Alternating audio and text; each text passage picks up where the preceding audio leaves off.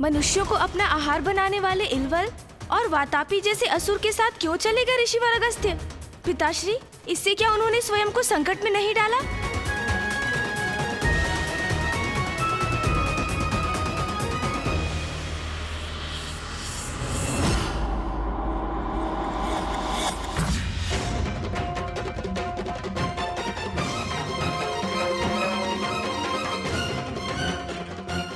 मेरा निमंत्रण स्वीकार करने के लिए आपको कोटि कोटि धन्यवाद ऋषिवर। आप दोनों का निमंत्रण अस्वीकार कैसे करता मैं? आपकी दानवीरता की प्रसिद्धि तो दूर दूर तक फैली है।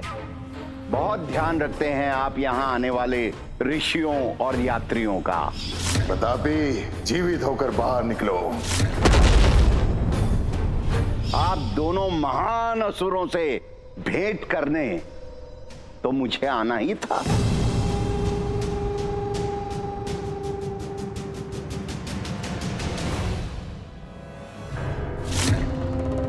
मात्र रुद्राक्ष की माला है इसके कंठ में, स्वर्ण की बाली तक नहीं है इसके कानों में। इस निर्धन ब्राह्मण से भला मुझे क्या लाभ होगा? वाह, कितनी मांसलते है इसकी। आज तो उदर भर भोजन प्राप्त करूंगा मैं। आपने यहां आकर हमें कृतार्थ कर दिया ऋषिवर।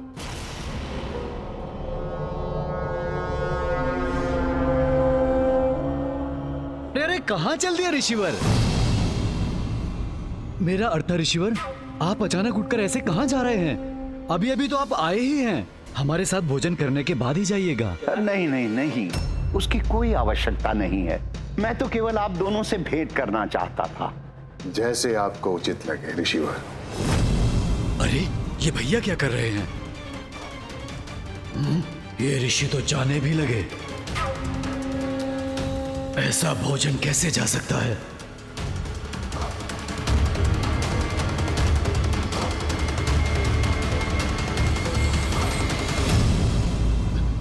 आप ये क्या कर रहे हैं भ्राता? क्यों जाने दे रहे हैं इसे? ना रत्न, ना स्वर्ण, ना आभूषण, निर्धन ब्राह्मण की रुद्राक्ष की माला का हम क्या करेंगे? इससे हमें कुछ लाभ ना होगा। उसके धन को छोड़िए भ्राता, उसके धन को देखिए। कितना मानसल है वो ऋषि। वो आज हमारे आहार का अच्छा प्रबंध है।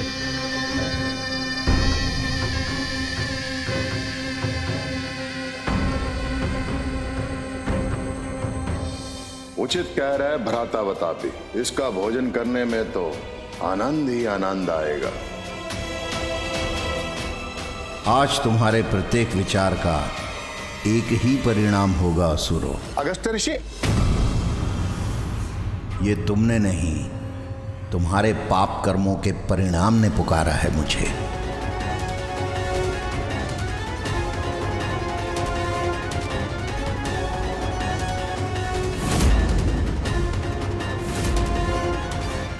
क्या हुआ राजन? आपने क्यों पुकारा मुझे? मेरा मन नहीं स्वीकार कर रहा ऋषिवर। ऐसे आपको जाने दो?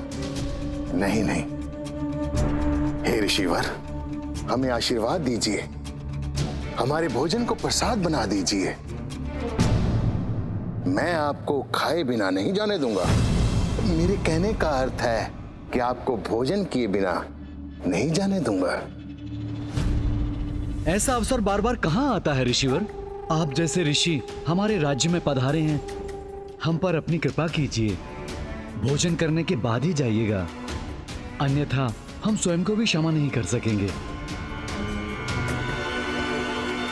उचित है।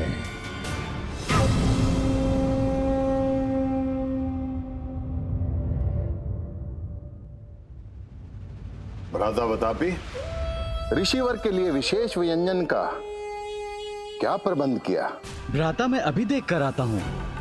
ऋषिवर, हमारे विशेष व्यंजन को मैं स्वयं तैयार करवा कर आता हूँ।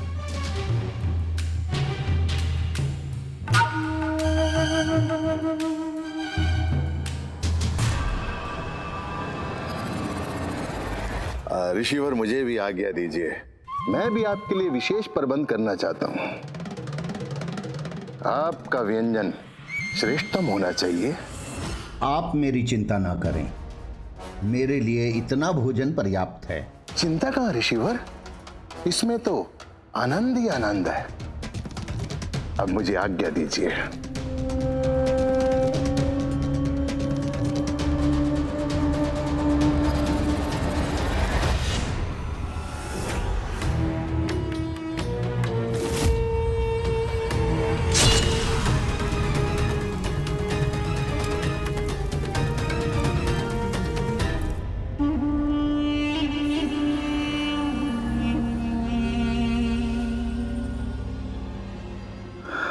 लीजिए ऋषिवर, हमारा विशेष व्यंजन ग्रहण करके हमें कृतार्थ कीजिए। आप आनंदित होंगे तो हम आनंदित होंगे।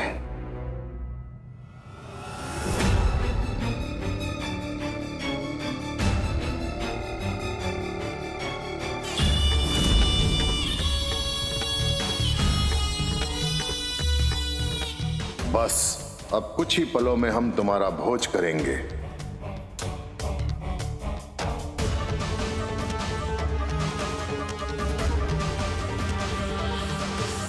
मूर्ख ऋषि, अब समय आ गया है मेरे भ्राता के बाहर आने का।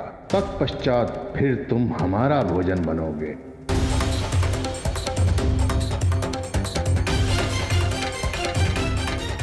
कुछ ही क्षणों में तुम्हारा ये संतुष्टि का भाव भय में परिवर्तित हो जाएगा ब्राह्मण। वतापी, बाहर आओ।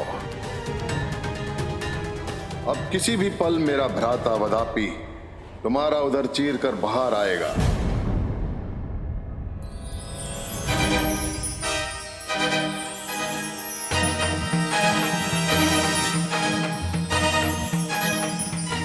जीर्णम जीर्णम जीर्णम वातापी जीर्णम।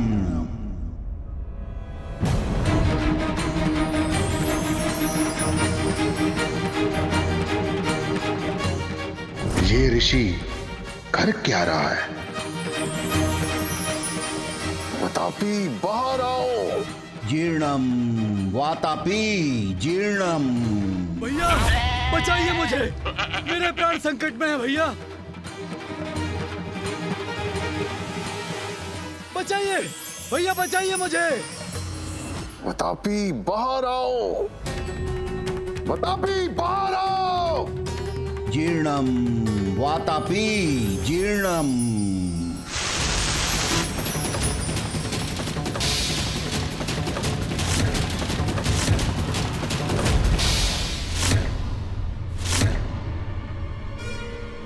तुम्हारे भ्राता वातापी अब कभी बाहर नहीं निकलेंगे, क्योंकि मैं उन्हें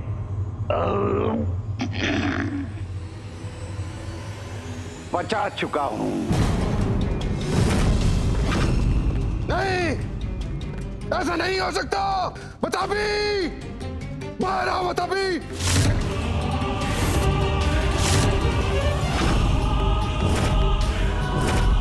कपटी ऋषि, तुमने मेरे भ्राता का वध करने का दुस्साहस किया है। मैं भी तुम्हारा वध इसी क्षण करूंगा। एक असुर राजा का भी धर्म है कि वो अपनी प्रजा और अपने राज्य से निकलने वाले यात्रियों को सुरक्षा प्रदान करे, किंतु तुमने अतिथियों का सत्कार, उनका वध करके उनका धन हड़प लिया।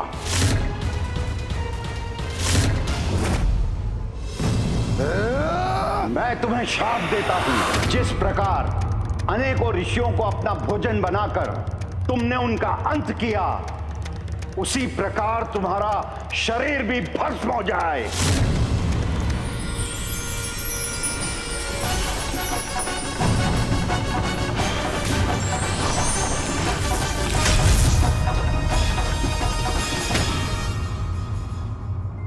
ऋषि अगस्त्य ने कितनी सरलता से उन दोनों असुर भ्राताओं के आतंक को नष्ट कर दिया। जानते हो गणेश, भोजन के उपरांत अपने उदर पर हाथ फेरने की परंपरा का आरंभ इसी घटना के बाद हुआ।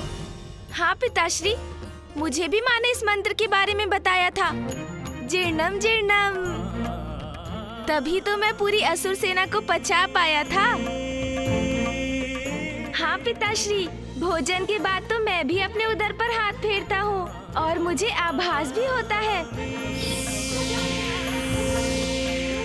जीर्णम जीर्णम, असुर सेना जीर्णम।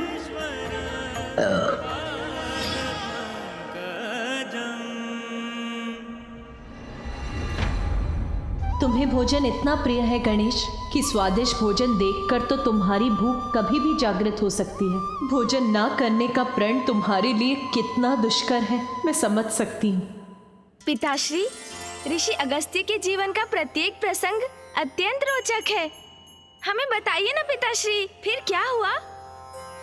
इल्वल और वातापी के अंत के बाद ऋषि अगस्त्य और देवी लोपामुद्रा सदा के लिए दक्षिण में ही स्थित हो गए।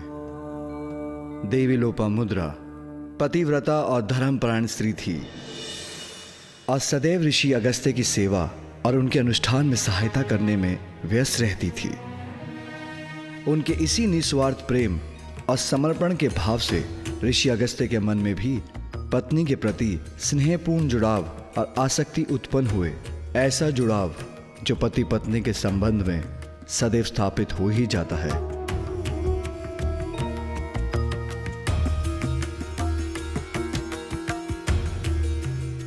ऋषि अगस्त्य जो अन्यथा सभी से विरक्त थे, वो भी अपनी पत्नी के प्रति आसक्त होने लगे। देवी लोपामुद्रा के प्रति ऋषिवर के हृदय में अनुराग जागृत हो गया, किंतु अब उनके एक दूसरे से विलग होने में अधिक समय शेष नहीं था, क्योंकि अब देवी लोपामुद्रा का कावेरी नदी में परिवर्तित होने का समय आ गया था। स्वामी, आपके इस स्नेह स्पर्श ने मुझे कृतार्थ कर दिया। तुम्हारा साथ पाकर तो मैं कृतार्थ हुआ हूं लोपामुद्रा।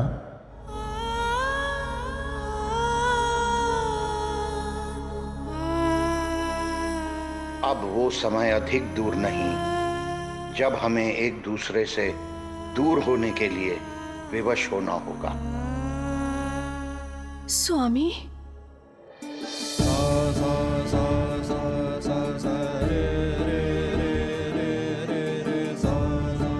नियति का भान है मुझे, वो समय निकट है जब तुम्हें नदी में परिवर्तित होकर मुझसे दूर जाना होगा।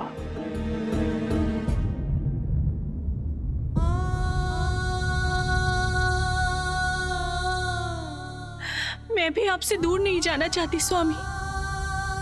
प्रतिदिन इसी आशंका में घुलती रहती हूँ कि कब वो समय आएगा जब नियति को टालना असंभव हो जाएगा।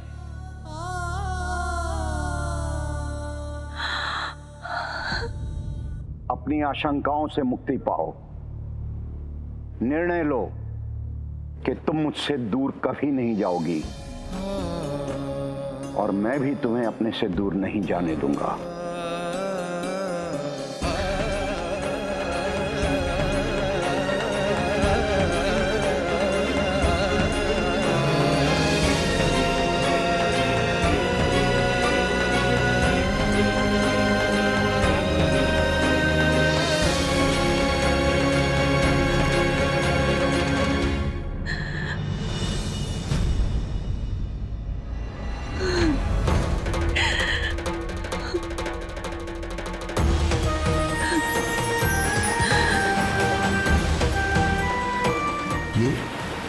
ये क्या हो रहा है? स्वामी, स्वामी रोक लीजिए मुझे। मैं जा रही हूँ स्वामी। स्वामी, मैं जा रही हूँ। नहीं, नहीं प्रिय, नहीं प्रिय। स्वामी, मुझे रोक लीजिए। स्वामी, मैं विवश हूँ, जा रही हूँ मैं।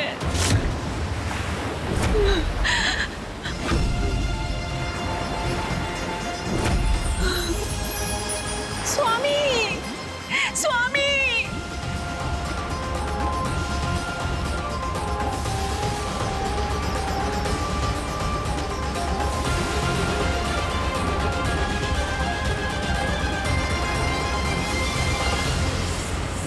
पिताश्री, माता जब नदी बन गई तो वो बही क्यों नहीं? वो ऋषिवर के कमंडल में कैसे आ गई?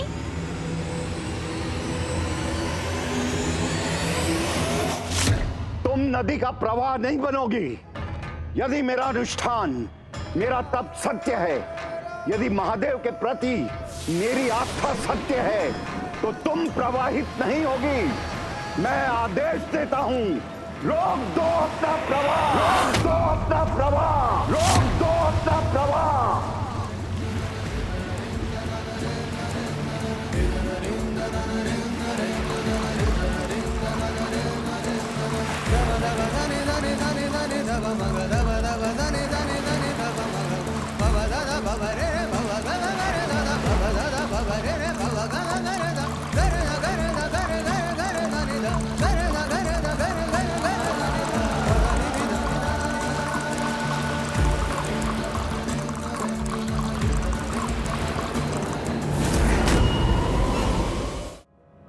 लोपामुद्रा प्रिय, मुझे छोड़कर तुम्हें कहीं नहीं जाने दूंगा। मैं सदा अपने साथ रखूंगा तुम्हें।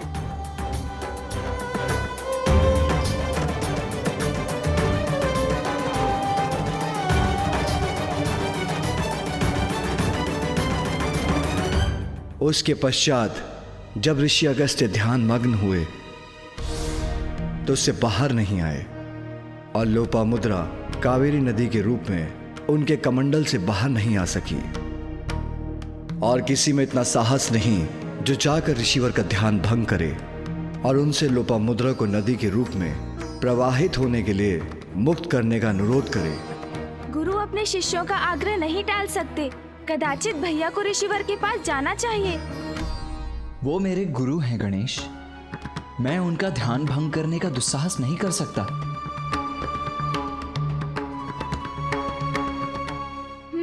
उचित है, फिर मैं जाऊंगा ऋषि अगस्त्य के निकट। मैं माँ लोपामुद्रा को नदी रूप में प्रवाहित होने के लिए ऋषिवर के कमंडल से उन्हें मुक्त करवाऊंगा।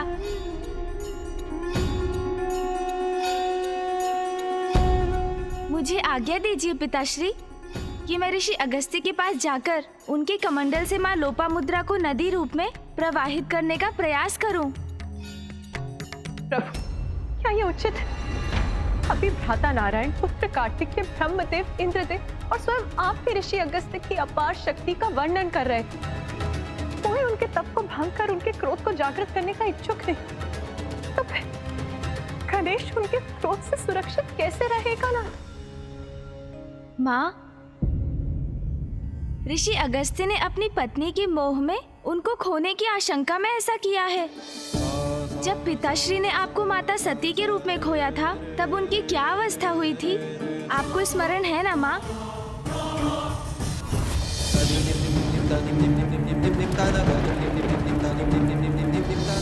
इसलिए माँ, ऋषि अगस्त्य का मोह भंग करने के लिए उन्हें मात्र एक संकेत देने की आवश्यकता है कि उनके इस निर्णय से दक्षिण में आपदा की स्थिति उत्पन्न हो गई है।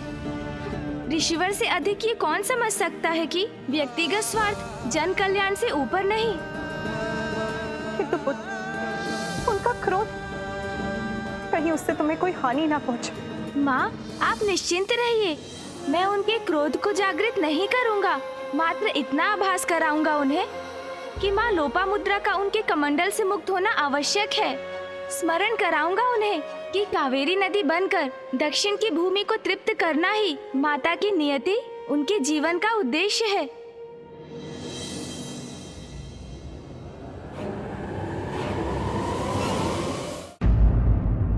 विलक्षण है तुम्हारी बुद्धि पुत्र, अद्भुत है तुम्हारी परिपक्वता। तुम अवश्य सफल होगे। किंतु पुत्र, माँ हूं मैं, 2 पुत्रों की माँ, इसीलिए मेरा विचलित होना तो स्वाभाविक है। किंतु तुम निसंकोच जाओ पुत्र, तुम्हें तुम्हारे उद्देश्य में सफलता अवश्य प्राप्त हो।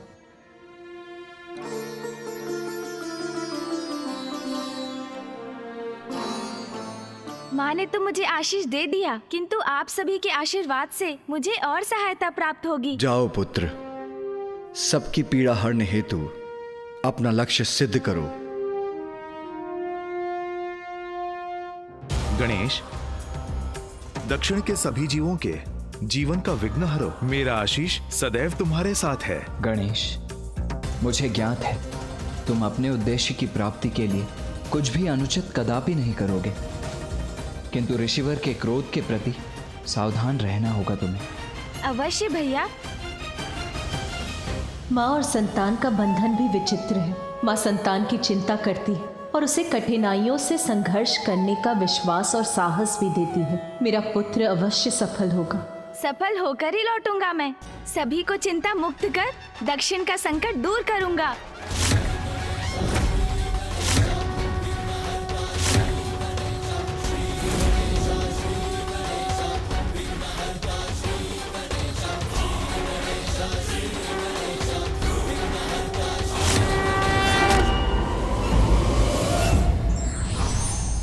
स्वयं की चिंता छोड़ लोक कल्याण के लिए स्वयं संकट का सामना करने वाले ही साहसी और सामाजिक कहलाते हैं।